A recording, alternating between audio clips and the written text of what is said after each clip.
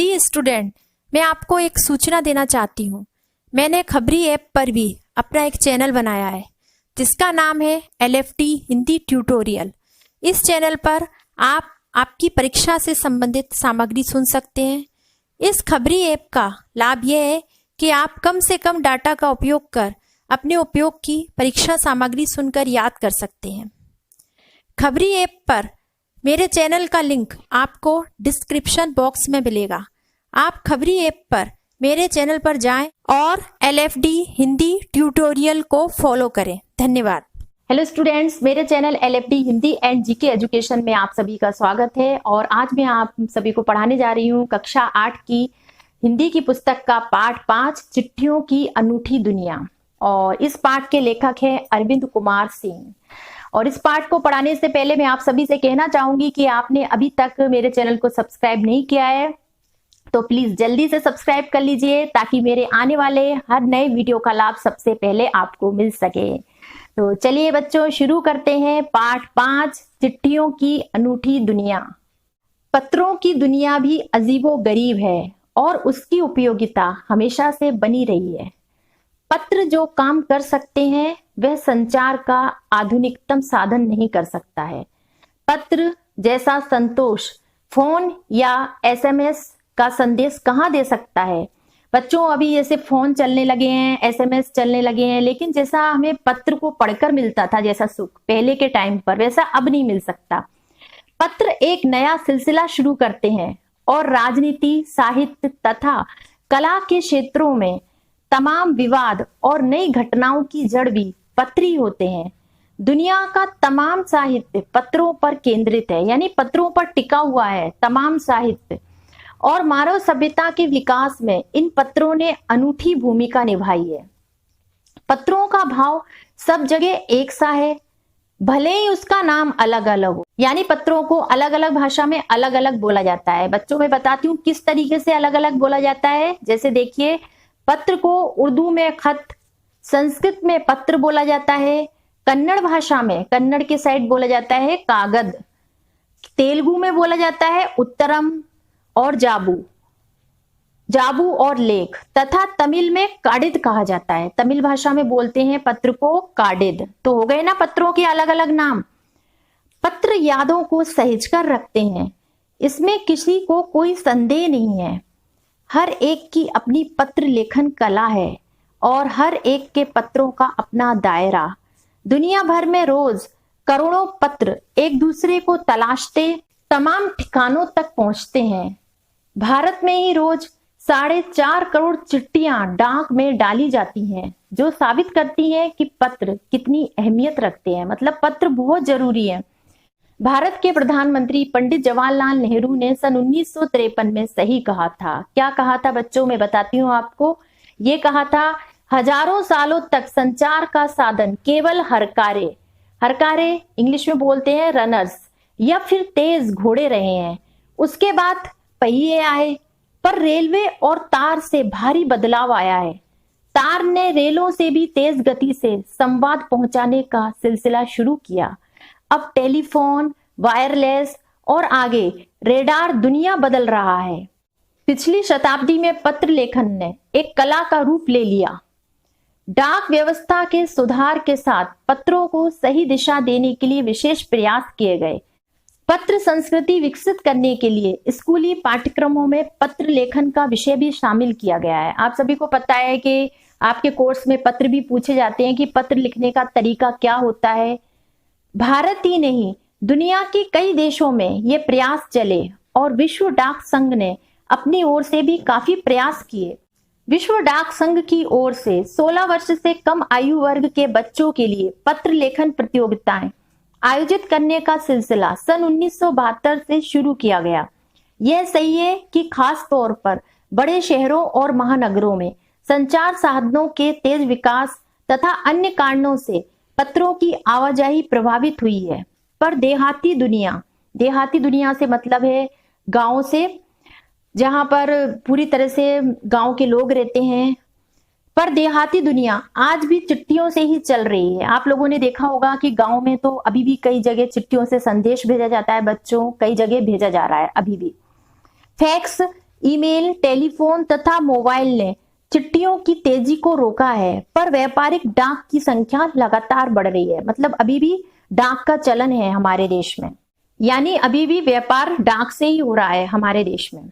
जहां तक पत्रों का सवाल है, अगर आप बारीकी से उसकी तह में जाएं तो आपको ऐसा कोई नहीं मिलेगा जिसने कभी किसी को पत्र ना लिखा या ना लिखाया हो, या पत्रों का बेसब्री से जिसने इंतजार ना किया हो। हमारे सैनिक तो पत्रों का जिस उत्सुकता से इंतजार करते हैं उसकी कोई मिसाल ही नहीं है। एक दौर था जब लोग पत्रों का महीनों तक इंतजार करते थे, पर अब वह बात नहीं। परिवहन साधनों के विकास ने दूरी बहुत घटा दी है। पहले लोगों के लिए संचार का इकलौता साधन चिट्ठी ही थी, पर आज और भी साधन विकसित हो चुके हैं। आज देश में ऐसे लोगों की कमी नहीं है जो अपने पुरखों की चिट्ठियों को सहेज और संजोकर विरासत के रूप में रखे हुए हों, या फिर बड़े बड़े लेखक, पत्रकारों, उद्यमी से मतलब है जो उद्योग व्यवसाय करते हैं ना, उनसे, कवि, प्रशासक, सन्यासी या किसान, इनकी पत्र रचनाएं अपने आप में अनुसंधान का विषय है। अनुसंधान का मतलब होता है खोज का विषय है। बच्चों, आज भी हमारे पूर्वजों की जो चिट्ठियां हैं उनको हम विरासत के रूप में संभाल कर रखते हैं। हमारे पूर्वजों ने जो हमें चिट्ठियां लिखी थी उनको रखते हैं और वो हमारे लिए बड़े काम की होती हैं। इसी तरह से कई लेखक हुए हैं, कई पत्रकार हुए हैं, सन्यासी, कवि, इनकी जो रचनाएं हैं वो भी अपने आप में एक तरह से एक खोज का विषय रही है। पत्रों के रूप में हम इनको पढ़ते हैं, इन सभी रचनाओं को। अगर आज जैसे संचार साधन होते तो पंडित नेहरू अपनी पुत्री इंदिरा गांधी को फोन करते, पर तब पिता के पत्र पुत्री के नाम नहीं लिखे जाते, जो देश के करोड़ों लोगों को प्रेरणा देते हैं। बच्चों, भारत के प्रथम प्रधानमंत्री जवाहरलाल नेहरू ने अपनी पुत्री इंदिरा गांधी, जिनके बचपन का नाम इंदु था, उनको भी पत्र लिखे थे। तो वो पत्र थे पिता के पत्र पुत्री के नाम। तो उनसे देश के करोड़ों लोगों को प्रेरणा मिली है। अगर ये संचार के साधन जैसे फोन है, अगर उस टाइम होते तो वो फोन करते अपनी पुत्री को, पत्र थोड़ी ना लिखते, लेकिन उस टाइम उन्होंने पत्र लिखे। तो इससे करोड़ों लोगों को प्रेरणा मिली देश की आजादी की, क्योंकि उन पत्रों में वो अपनी पुत्री के साथ देश की आजादी को लेकर बातें करते थे। उन पत्रों के अंदर वही लिखा हुआ है। तो इससे हमारे जो नौजवान है उनको कई प्रेरणा मिली है देश की आजादी के लिए, कि किस तरह से देश की आजादी के लिए लोगों ने अपना बलिदान दिया। वो सारी बातें उन पत्रों के अंदर लिखी हुई हैं। पत्रों को तो आप सहेज कर रख लेते हैं, पर एसएमएस संदेशों को आप जल्दी ही भूल जाते हैं। ये बिल्कुल सही बात है। पत्रों को तो हम, अगर कोई पत्र हमें भेजता है तो हम उसे कितने संभाल कर रखते हैं कि ये पत्र उसका आया हुआ है, पर एसएमएस संदेशों में ऐसा नहीं होता। हम उन्हें भूल जाते हैं या फिर उनको हम डिलीट कर देते हैं। कितने संदेशों को आप सहेज कर रख सकते हैं? मतलब इतने सारे एसएमएस संदेशों को हम नहीं रख सकते, लेकिन पत्रों को तो रख सकते हैं ना, बच्चे सहेज कर रख सकते हैं। तमाम महान हस्तियों की तो सबसे बड़ी यादगार या धरोहर उनके द्वारा लिखे गए पत्र ही हैं। आप लोग पढ़ेंगे मतलब आगे वाली क्लासों में आप जाएंगे तो आप देखेंगे कितनी बड़ी बड़ी हस्तियां हुई हैं जिन्होंने पत्र लिखे हैं। उनके पत्रों को आप पढ़ेंगे आगे की कक्षाओं में जाकर। भारत में इस श्रेणी में राष्ट्रपिता महात्मा गांधी को सबसे आगे रखा जा सकता है। दुनिया के तमाम संग्रहालय जानी मानी हस्तियों के पत्रों का अनूठा संकलन भी है। यानी कई संग्रहालय हैं, म्यूजियम, वहां पर भी आपको कई तरह के पत्रों का एक संकलन मिलेगा इकट्ठा। तमाम पत्र देश, काल और समाज को जानने समझने का असली पैमाना है। भारत में आजादी के पहले महासंग्राम के दिनों में जो कुछ अंग्रेजी अफसरों ने अपने परिवारजनों को पत्र में लिखे, वे आगे चलकर बहुत महत्व की पुस्तक तक बन गए। अंग्रेज अफसरों ने भी लिखे हैं अपने परिवार वालों को, कई पत्र लिखे थे जब महासंग्राम चला था, स्वाधीनता के लिए आंदोलन चलाया गया था, तो वो पत्र भी अभी इकट्ठे हैं।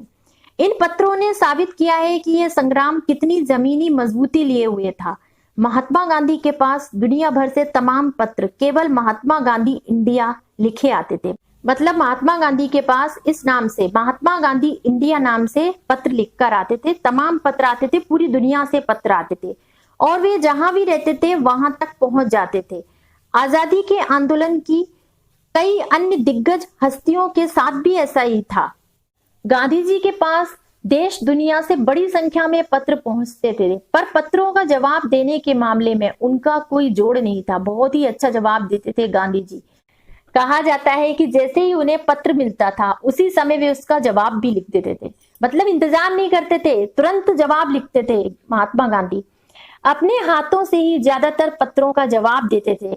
जब लिखते लिखते उनका दाहिना हाथ दर्द करने लगता था तो वे बाएं हाथ से लिखने में जुट जाते थे। यानी दोनों हाथों से पत्र लिखते थे गांधी जी, दाहिने से भी और बाएं हाथ से भी।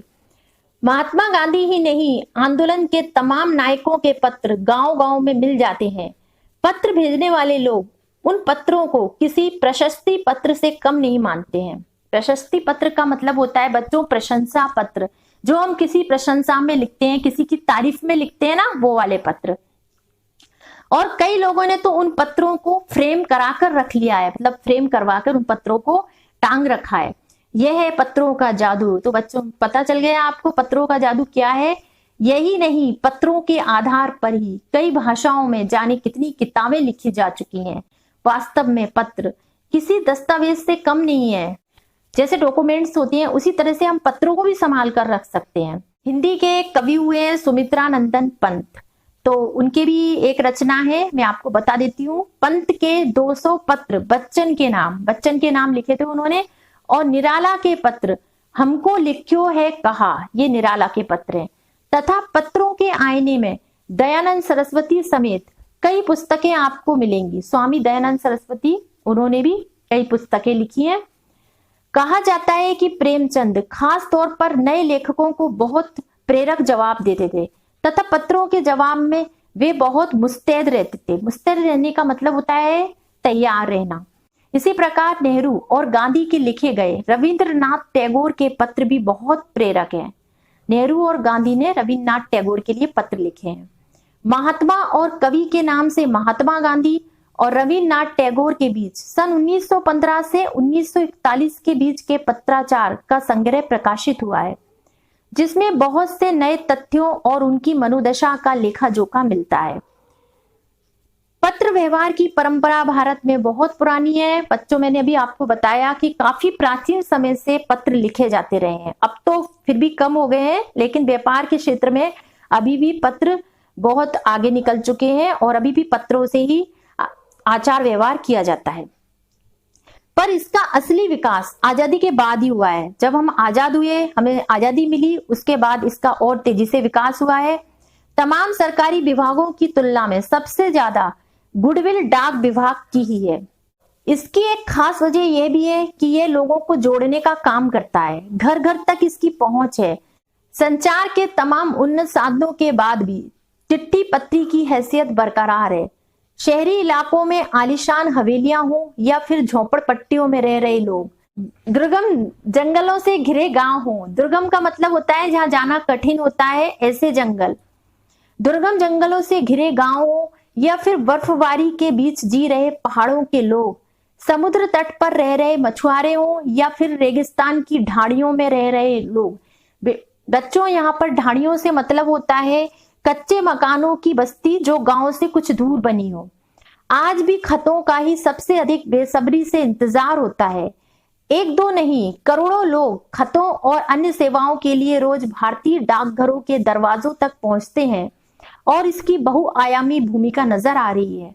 दूर देहात में लाखों गरीब घरों में चूल्हे मनी ऑर्डर अर्थव्यवस्था से ही जलते हैं। गांव या गरीब बस्तियों में चिट्ठी या मनी ऑर्डर लेकर पहुंचने वाला डाकिया देवदूत के रूप में देखा जाता है, एक फरिश्ते के रूप में देखा जाता है गांव में, जो डाकिया चिट्ठी या मनी ऑर्डर लेकर आता है।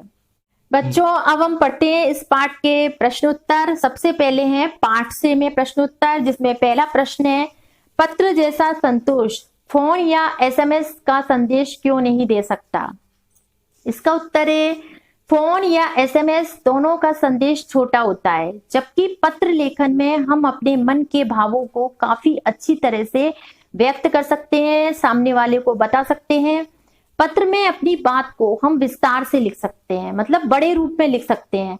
फोन या एसएमएस का प्रयोग हम तभी कर सकते हैं जब सामने वाले के पास भी फोन या एसएमएस की सुविधा हो। अगला प्रश्न है प्रश्न नंबर 2, पत्र को खत, कागज, उत्तरम, जाबू, लेख, काडिद, पाती, चिट्ठी इत्यादि कहा जाता है। इन शब्दों से संबंधित भाषाओं के नाम बताइए। इसका उत्तर है, पहला शब्द है चिट्ठी व पाती। तो पत्र को चिट्ठी व पाती हिंदी में कहा जाता है, हिंदी भाषा में। दूसरा शब्द है पत्रम। पत्रम कहा जाता है संस्कृत भाषा में। और तीसरा शब्द है खत, खत कहा जाता है उर्दू भाषा में। चौथा शब्द है कागद, कागद कहा जाता है पत्र को कन्नड़ भाषा में। अब अगला शब्द है उत्तरम, जाबू व लेख, ये कहा जाता है पत्र को तेलुगु भाषा में। अगला शब्द है लास्ट वाला कड़िद, कड़िद कहा जाता है तमिल भाषा में। अगला प्रश्न है प्रश्न नंबर 3, पत्र लेखन की कला के विकास के लिए क्या क्या प्रयास हुए हैं, लिखिए। इसका उत्तर है पत्र लेखन की कला का विकास विश्व डाक संघ के प्रयास से सन 1972 से पत्र लेखन प्रतियोगिता के आयोजन से प्रारंभ हुआ। इसमें 16 वर्ष तक के बच्चे भाग लेते हैं। अगला प्रश्न है प्रश्न नंबर 4, पत्र धरोहर हो सकते हैं लेकिन एसएमएस क्यों नहीं, तर्क सहित अपना विचार लिखिए। इसका उत्तर है पत्र को हम पढ़कर रिकॉर्ड के रूप में जमा कर सकते हैं। बड़ी बड़ी महान हस्तियों के पत्र संग्रहालयों में रखे जाते हैं। पत्रों के आधार पर हम पुस्तकें तैयार कर सकते हैं। एसएमएस में इतना विस्तार नहीं होता, इसी कारण हम इन्हें भविष्य के लिए संभाल कर नहीं रख सकते। अतः पत्र धरोहर हो सकते हैं लेकिन एसएमएस नहीं। अगला प्रश्न है क्या चिट्ठियों की जगह कभी फैक्स, ईमेल, टेलीफोन तथा मोबाइल ले सकते हैं? इसका उत्तर है फैक्स, ईमेल तथा मोबाइल का प्रयोग तो जोरों से हो रहा है, किंतु चिट्ठियों की जगह इनमें से कोई भी नहीं ले सकता। कारण यह है कि पत्रों को हम संभाल कर रख सकते हैं, जबकि मोबाइल या टेलीफोन द्वारा प्राप्त मौखिक संदेश को स्थायी नहीं रखा जा सकता। बच्चों, आगे के प्रश्न है पाठ से आगे। इसमें पहला प्रश्न है किसी के लिए बिना टिकट सादे लिफाफे पर सही पता लिखकर बेरंग भेजने पर कौन सी कठिनाई आ सकती है, पता कीजिए।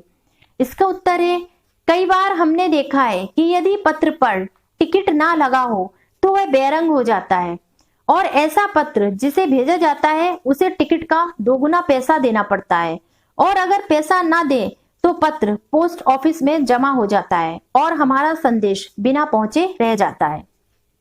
अगला प्रश्न है प्रश्न नंबर 2, पिन कोड भी संख्याओं में लिखा गया एक पता है, कैसे?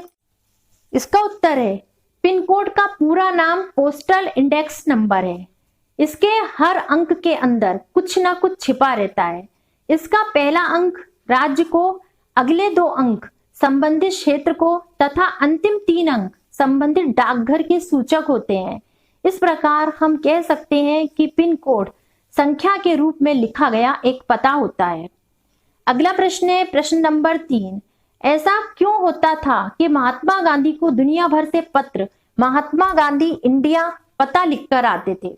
इसका उत्तर है बच्चों, महात्मा गांधी एक स्थान या परिवार के न होकर पूरे भारत के प्रतिनिधि थे। अतः वे भारत में जहां भी रहते थे उनके नाम से पत्र पहुंच जाते थे। यही कारण है कि महात्मा गांधी को दुनिया भर से पत्र महात्मा गांधी इंडिया पता लिखकर आते थे। प्रिय बच्चों, आज के इस टॉपिक को मैं यहीं पर समाप्त करती हूँ, और आज का मेरा ये टॉपिक यदि आप लोगों को पसंद आया हो तो प्लीज इसे लाइक कीजिए, और आपके जो भी फ्रेंड्स आपकी तरह आपकी कक्षा में पढ़ते हैं उन तक इसे पहुंचाइए।